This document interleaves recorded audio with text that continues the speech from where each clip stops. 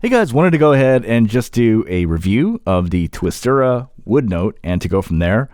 Long story short, I really love this IEM. Hold on. Before I go on further, I'm going to go and put some notes on the screen. There's a lot of notes on here, about 22 pages or so. So it might be helpful to check out the notes. It's in much more detail. Okay. So let me go ahead and describe what this sounds like and to go from there piece by piece and little by little. So first off, actually design wise, I dig it, man. It's pretty, it's, I don't know if you guys can really see that, but, that's nice. It's not it ain't tacky, I dig it. I like it. The presentation is very Apple-esque. When I was opening it up, I was like, whoa. So you get three nozzles.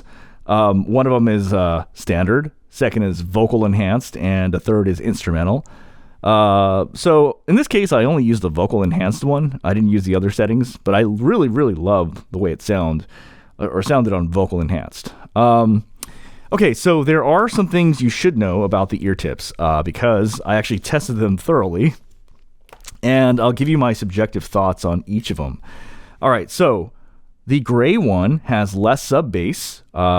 Basically, it's like a little more polite sub bass, but the vocals are more front and center. The clear ones, the sub bass is a lot stronger, more like I would say above correct, but then the vocals are not as good, but they're still pretty good. But also it tends to muddle. The vocals get a little bit more lower res with these, and it's a little bit less clear, which is strange.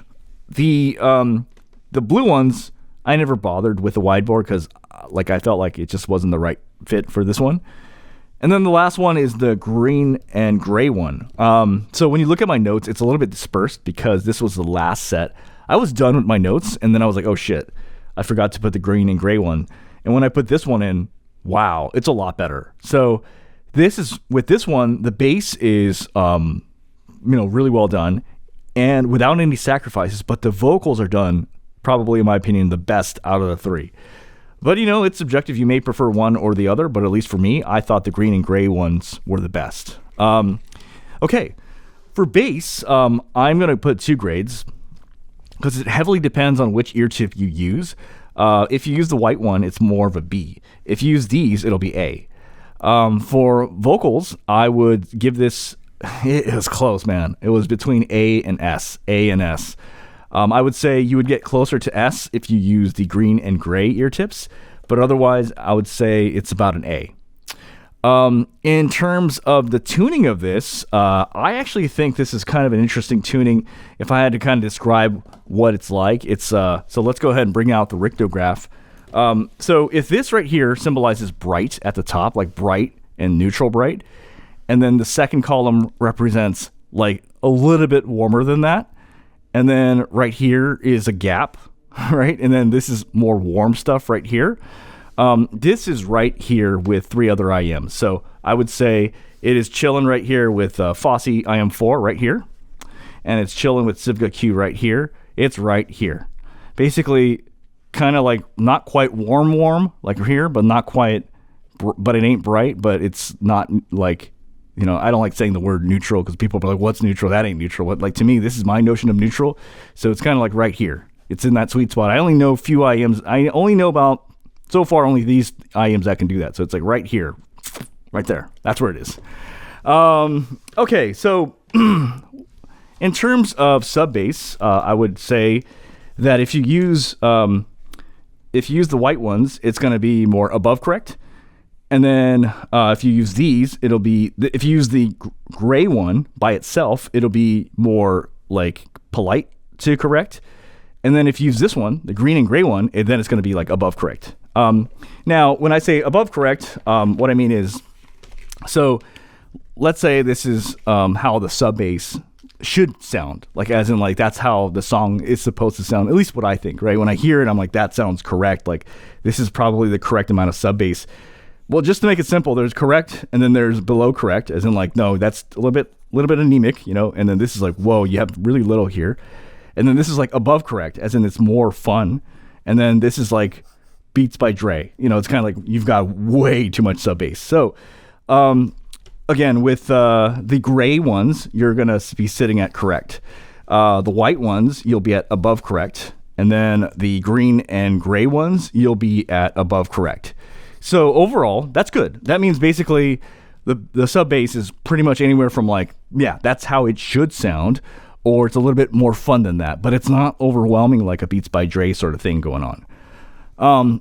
Okay. The other thing I want to say, I did, so there is a test I do. It's the Luna test. And what I've started to realize more recently is that is actually an instrument harshness test, because that song gets pretty harsh with instruments. And what I did realize is that this does get harsh on there. So I don't have a full-fledged set of songs yet for harsh instruments testing. But I can say it does get harsh on the Luna song. So that means this probably will get pretty spicy on instrumentals and instruments. Just something to note of. But I noticed when you drop the volume down, it's not that bad. So that's easy to fix. Just quick volume down. Male vocals, I would actually give this a rating of A. I thought it was, but it gets closer to S with the green and gray nozzles. So obviously, definitely go this route if you can. And it actually makes sense. And I'll kind of explain why. Okay, I know I'm going very briefly over this. It's because a lot of this is already in the notes already. So check that out. So with what I did was I monitored. I wore the IMs, and I basically was using a microphone, and I was speaking into a microphone, listening to my voice. Because usually what happens is if my voice sounds deep, then other guys in songs sound deep. If my voice sounds thin, then other guys sound thinner. Or if my voice sounds nasal, then other guys sound nasal. So what I've discovered is that if you use the clear ear tips, then your voice or my voice was neutral. Basically, it was like Rode NT1, like neutral. However, if I use a green and gray ear tip, then my voice sounded like a Shure SM7B, more warm and smooth. And we'll do a demonstration of both of these microphones at the end of the video. Soundstage was wide on this, was just really wide. Sibilance scores were actually pretty good. I mean, I was looking at it like there's a few harsh points here and there, but overall it did really well with sibilance. Overall, this is a really great IM. I wrote this in the notes. In the first 6 seconds I listened to this, I was like, I'm keeping this. Like within 6 seconds I heard this, I was like, I'm keeping it. And it is really good. Hey guys, so now we're going to do a microphone comparison. So this is a neutral microphone. This is the Rode NT1 4th Gen.